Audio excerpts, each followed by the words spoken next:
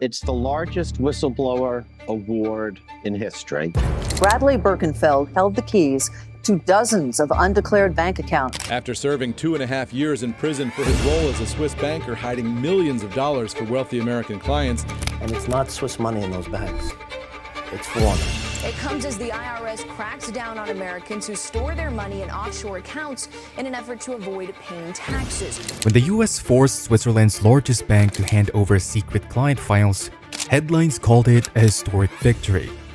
52,000 hidden accounts, billions in untaxed wealth.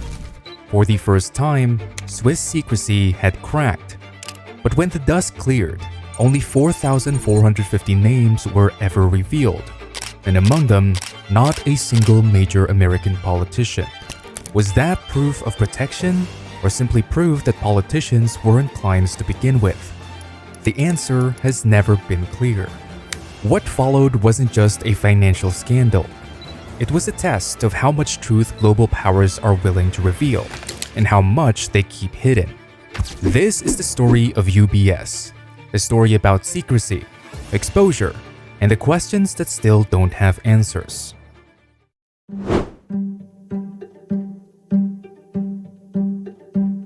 For nearly a century, Switzerland was the world's vault of secrets. Under its 1934 Banking Act, revealing a client's name wasn't bad form. It was a crime, punishable by prison. That ultimately made it an offence for Swiss banks to reveal information about clients to foreign governments. That law built a legend. Numbered accounts, silent clerks, and bankers who would rather serve time than talk. At first, that privacy protected dissidents and refugees. But it soon shielded something darker. The fortunes of arms dealers, autocrats, and tax evaders. By the early 2000s, one institution dominated that hidden world: UBS. UBS wasn't small or obscure.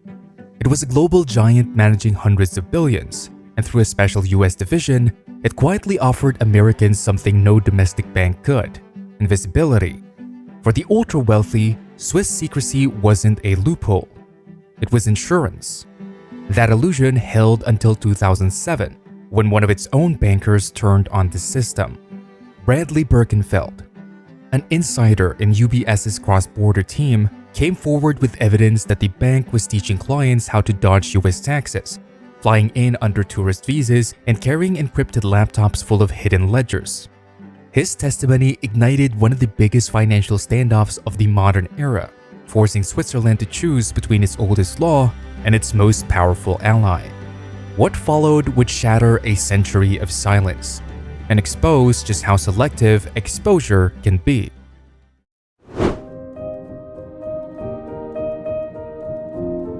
For decades, UBS didn't just serve Swiss clients. It courted Americans. Its private bankers flew in under tourist visas, mingling at golf tournaments, art fairs, and charity galas. Their pitch was simple. What US law forbade, Swiss law protected: hidden accounts, coded transfers, and absolute discretion. By 2008, US investigators estimated UBS was sheltering more than $20 billion in undeclared American assets, tens of thousands of accounts invisible to the IRS. When Washington demanded names, UBS invoked Swiss law. Disclosing clients, the bank argued, would violate not just privacy statutes, but national sovereignty. The US escalated. The Department of Justice issued a rare John Doe summons, a legal demand for every unidentified American using UBS's offshore desk. What began as a tax probe became a diplomatic standoff. Could US law pierce another nation's financial shield? As evidence mounted, internal memos, encrypted files, and proof of active solicitation, Switzerland's defense weakened. Facing potential indictment, UBS agreed to a deal. In 2009, the bank signed a deferred prosecution agreement. It admitted wrongdoing, paid $780 million in penalties, and promised to identify certain US clients. The IRS had sought roughly 52,000 names. UBS produced just 4,450.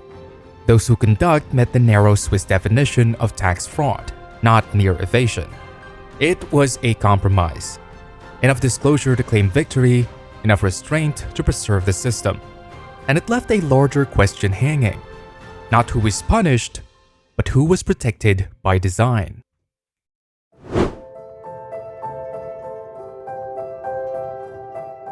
The names UBS released didn't come straight from its servers. They passed through a confidential annex, a review process negotiated between Swiss and US officials. Under Swiss law, only clients whose conduct met a narrow definition of tax fraud could be disclosed. Those accused of evasion, hiding income without falsifying documents, remained protected. It was a fine legal distinction, but it spared tens of thousands of accounts. Each name required multiple approvals, internal compliance, Swiss regulators, and finally, the Federal Tax Administration. Clients were notified before disclosure, giving them a window to appeal or restructure assets. By the time the final list reached Washington, nearly 90% of the accounts investigators had sought were still sealed. What the US received was partial, structured, redacted, and filtered through rules it didn't control. A sealed annex outlining those criteria was never made public. Officials say it protected due process and sovereignty. Critics argue that secrecy around the selection itself undermined the transparency the deal was meant to deliver.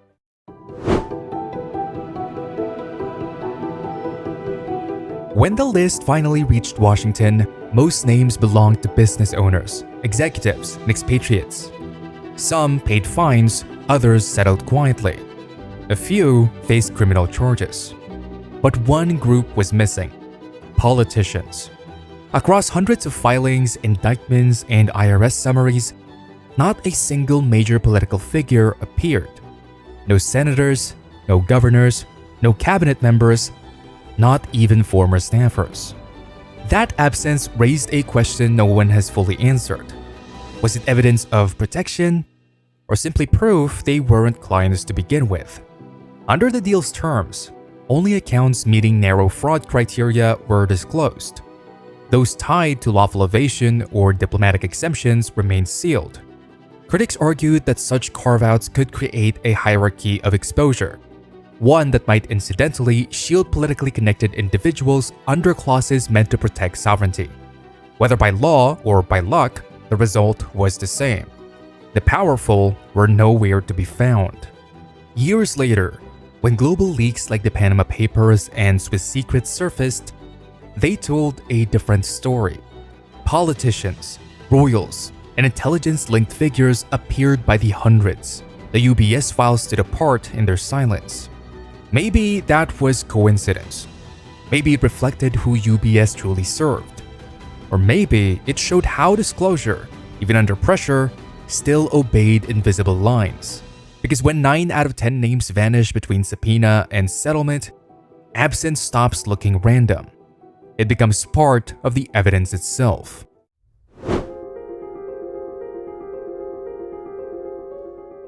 Every system of secrecy eventually fractures, and for UBS, the first crack came from within.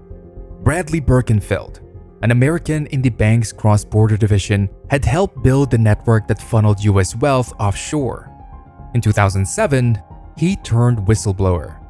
He handed US investigators a roadmap: encrypted laptops, internal memos, and evidence that UBS bankers were entering the US on tourist visas, recruiting clients at luxury events, and coaching them on how to hide income. His testimony blew open the scheme and also exposed its selectivity. Birkenfeld alleged he was told to keep sensitive clients off formal ledgers. Some accounts, he claimed, existed only under code names. Swiss executives denied those records ever existed. The following year, Birkenfeld was prosecuted for his own role in the scheme, the only insider to serve time even as UBS itself avoided trial through a settlement. From prison, he accused US prosecutors of settling for scale over substance.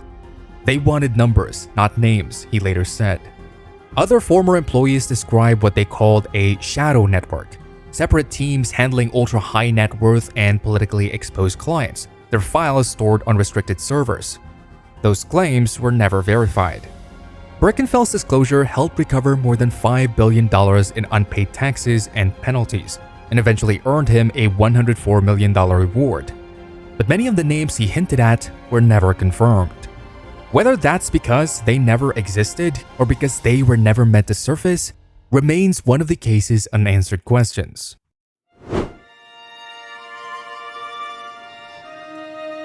The UBS case didn't just reveal a few thousand hidden accounts. It cracked the facade of global secrecy. For the first time, a major Swiss bank admitted that its oldest law could bend under pressure. Precedent, not punishment, became the legacy. In the aftermath, Switzerland moved to adapt. The century-old distinction between fraud, a crime, and evasion, a private matter, began to fade. Lawmakers opened narrow channels for foreign tax requests, and new treaties allowed limited data sharing with the US. But the shockwave spread far beyond Zurich. In 2010, Washington passed FATCA, forcing every major bank worldwide to report American-held assets. Europe followed with the Common Reporting Standard, automating data exchange across borders. By the mid-2010s, institutions once synonymous with silence were feeding client data directly into global tax networks.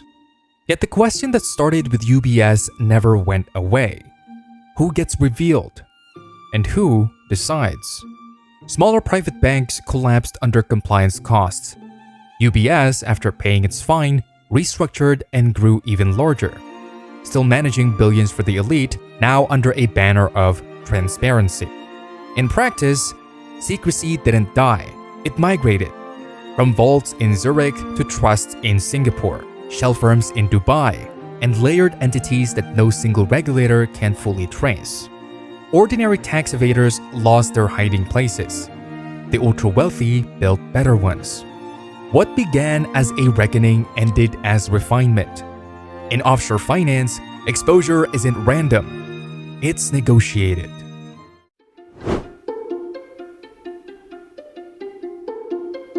The US wanted compliance. Switzerland wanted control. The agreement gave each something to claim. Washington got its victory. Bern kept its sovereignty. At the center of that deal was the Annex, a sealed section detailing how names would be chosen for disclosure. Its contents remained classified. Legal analysts believe it outlined limits tied to due process, dual citizenship, and national security, the kind of redactions common in cross-border cases. Still, the secrecy feeds speculation. When the rules stay hidden, even legitimate discretion can look like design, and the pattern is hard to ignore.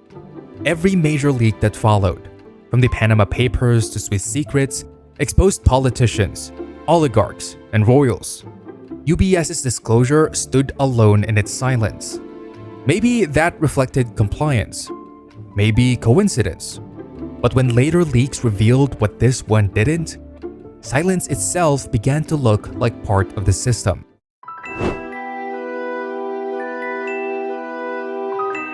The UBS case was meant to mark the end of Swiss secrecy, a global superpower cracking open the world's most private vault.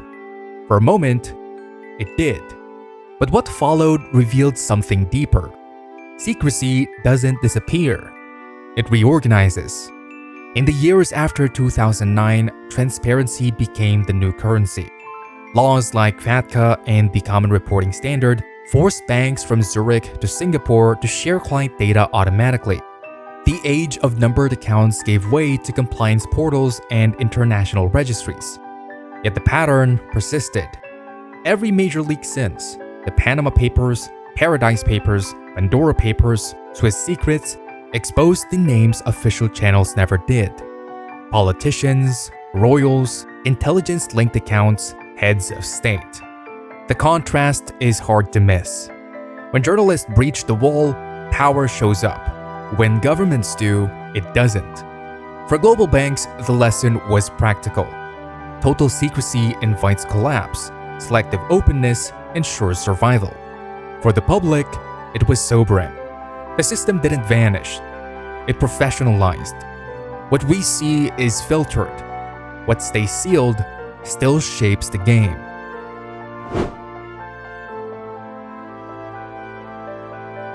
When UBS cracked, the illusion of secrecy shattered, but not the system that sustained it. What followed wasn't transparency, it was choreography. The scandal showed how exposure itself can be managed, how revealing enough can protect the rest. The real lesson wasn't about hidden money, it was about negotiated truth. Because in the world of power and profit, what you hide matters less than who decides what stays hidden. This is Bedlam Bear. Subscribe for more hidden stories of power and influence.